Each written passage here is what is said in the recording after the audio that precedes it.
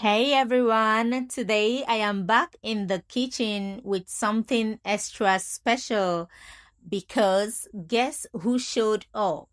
My grandma showed up, and anytime grandma shows up, you are to make okra soup with cow head and fish.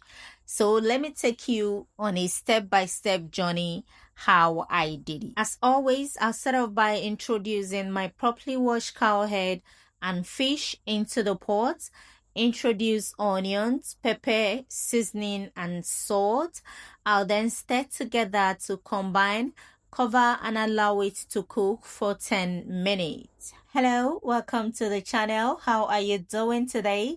I hope you're okay and you're taking life a step at a time, right? I just want to appreciate your presence here and thank you for stopping by. If you're new here and you feel this is a place for you, you can subscribe to the channel and turn on your bell notification. And for my returning subscribers, thank you for always stopping by. This was after 10 minutes. I went back to the pot. I introduced a little bit of water to cook for another 5 minutes. I'll then remove the fishes and set them aside for later use.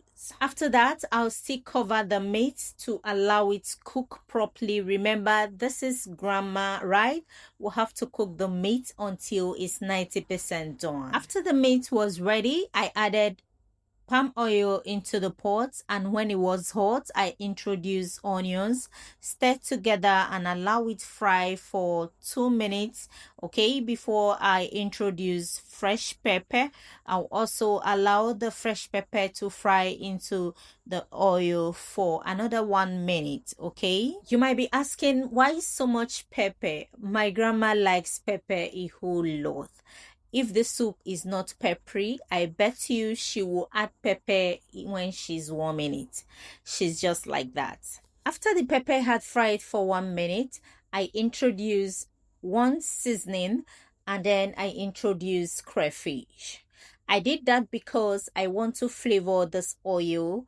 After stirring for some time, I will introduce ogbono into the soup. Now the reason is because I want it to draw. Just like my grandma, I also like ogbono into my okra soup. So after allowing the ogbono fry a little bit into the oil, I reintroduce the protein and the stock. I'll then stir together, cover and allow it to thicken up a little bit. I'll then go further to introduce crayfish. Now be generous with your crayfish each time you're making Nigerian soup. Okay, after introducing the crayfish, I will stir together to combine. We all know that okra soup does not take time to cook.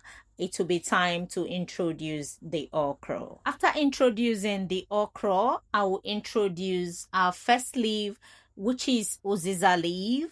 Then the second leaf is utazi leaf. I'll then go further to introduce periwinkle. I introduce both the leaf, the okra, the periwinkle together because they have same cooking time. I will then stir together to combine and allow it to simmer just for some seconds while I'm introducing back the fish I removed earlier. Before I will reintroduce the fishes I removed earlier, I will also introduce more crayfish to boost the taste of the soup. Remember, I'm making the soup for my grandma and she likes a whole lot of crayfish. Now the fishes are going back into the soup. I will stir together to combine afterwards, and the soup will be ready in 2 minutes. What swallow will you be pairing with the soup if you were to be grandma, or if you're opportune to have the soup? What swallow will you be pairing with it?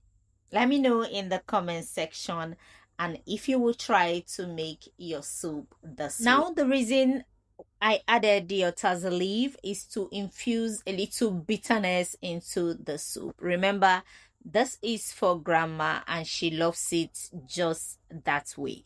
I cover the soup and allow it to simmer for just 2 minutes. and the soup is ready. I just stirred it up, okay, to make sure that everything is well incorporated, and the soup is ready here. Thank you for watching. As always, till I meet you in my next one, do have a pleasant day. Bye bye.